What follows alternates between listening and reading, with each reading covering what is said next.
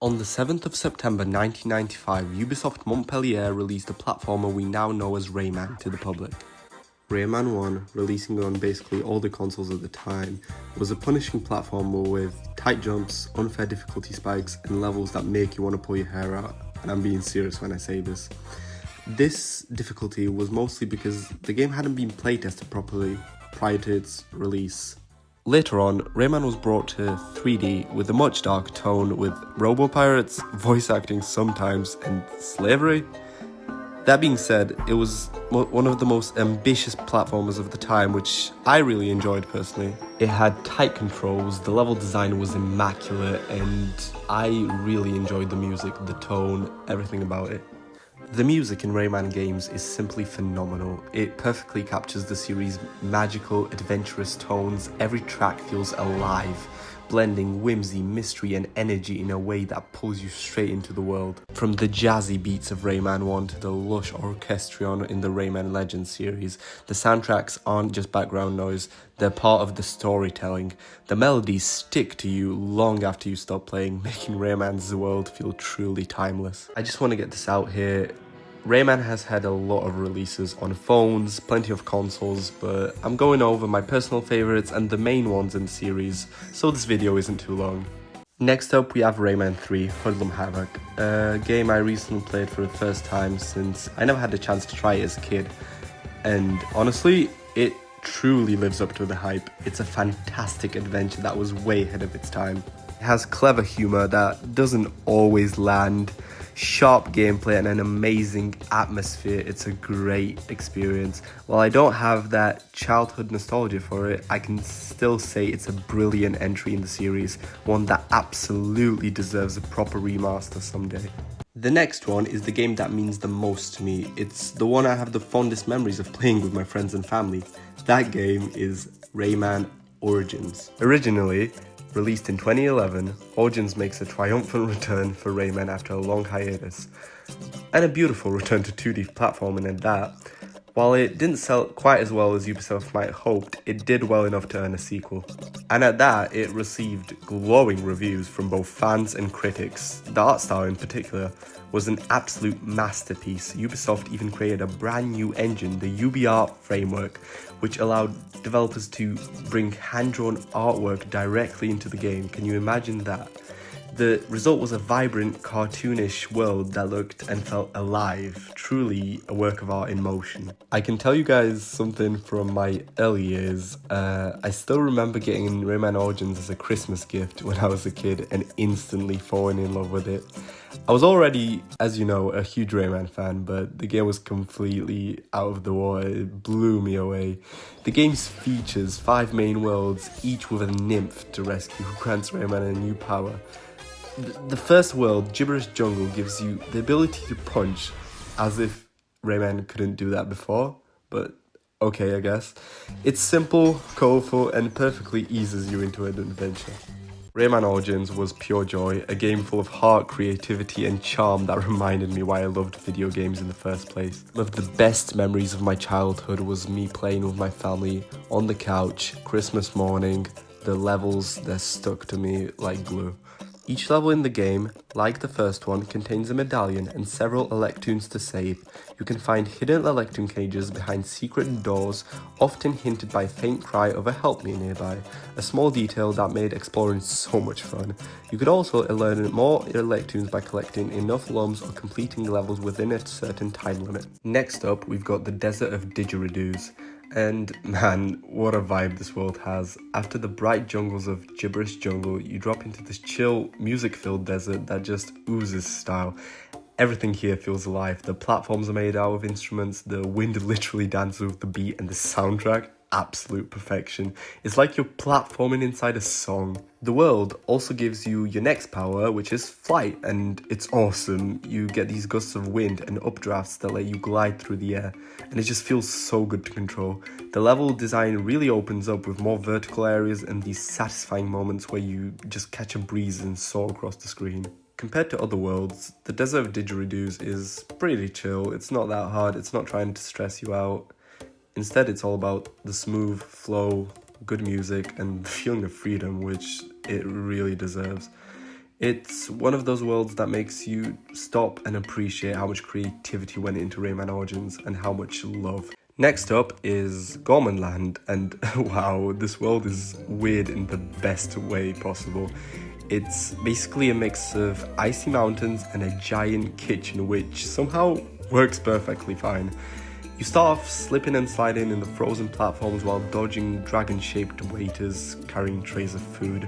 And then out of nowhere, you end up in a fiery Mexican-inspired kitchen, which is hidden underground. It's such a wild, unexpected shift in theme, and it keeps things super fresh, if I'm being honest.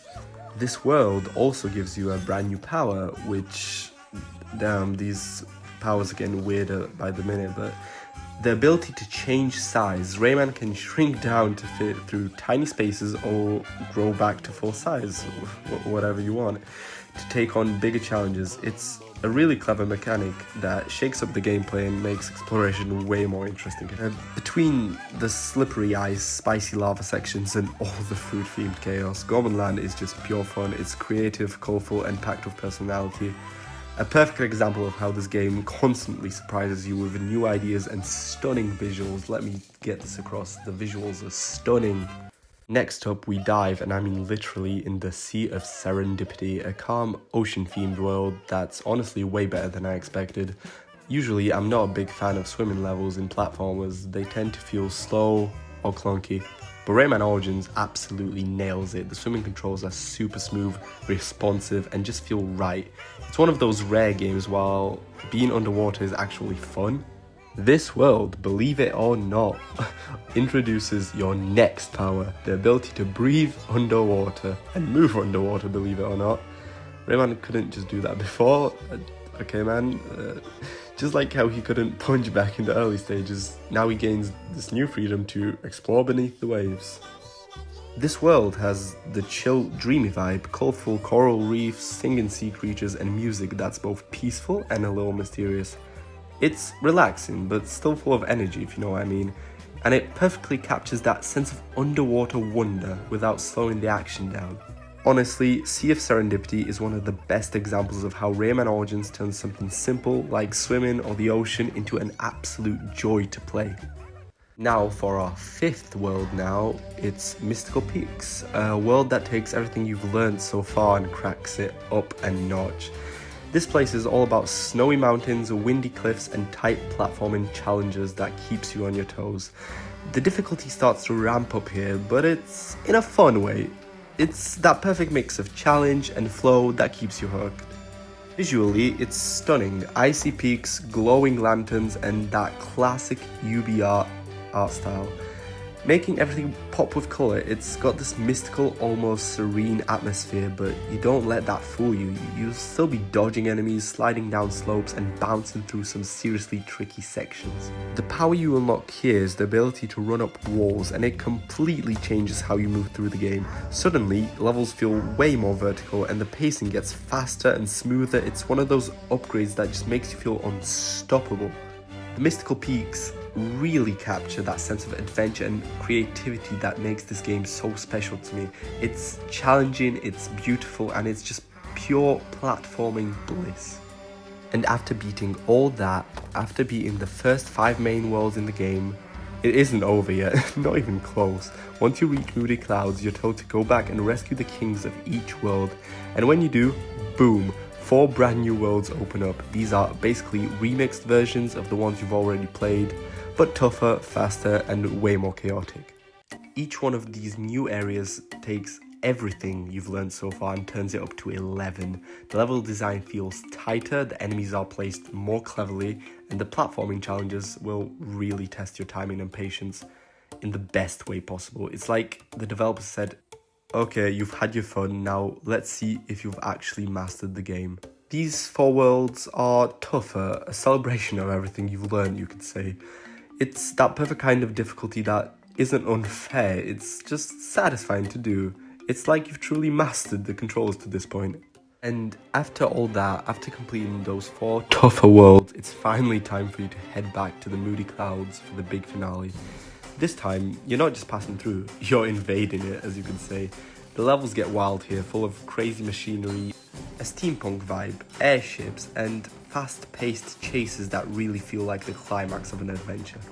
And then comes the big reveal. The one pulling all the strings behind the chaos turns out to be an evil teensy known as the Magician. He's actually a huge fan of Mr. Dark, the main villain from the very first Rayman game, and I didn't really mention that. And he's been orchestrating everything from the shadows. It's such a cool callback for long-time fans, tying the series together in a fun, nostalgic way. Then, the final chase against the Magician is just pure adrenaline. The level design, the pacing, the music, everything just clicks. It's one of those endings that feels earned, and when you finally catch him and take down, it's so satisfying. And just like that, boom, the world is saved, the lumps are free, and peace is restored once again. Rayman Origins wraps up on a high note, fun, fast, and full of charm right until the very end, and that's why I love it so much. Something I haven't really mentioned yet are the tricky treasure levels, easily some of my absolute favourites in the whole game. As a kid, I hated these. I could never beat them. I wasn't really good. They were way too fast, way too stressful, and honestly felt impossible back then. But now that I'm older, man, these levels are amazing. Each tricky treasure stage is basically a high-speed chase after a living treasure chest, believe it or not, that's trying to get away from you. The platforming here demands perfect timing, quick reflexes, and laser focus. One wrong move and you're done. Some of them are just too brutal and unfair, but that's what makes them so satisfying to finish. When you finally nail every jump and catch the chest, at the end it feels incredible. Every time you complete one of these challenges, you earn a tooth, which you can bring back to the mysterious guy in the snoring tree. After collecting all 10 teeth from the tricky treasure levels, you can finally give them to the guy blocking the gate in the snoring tree.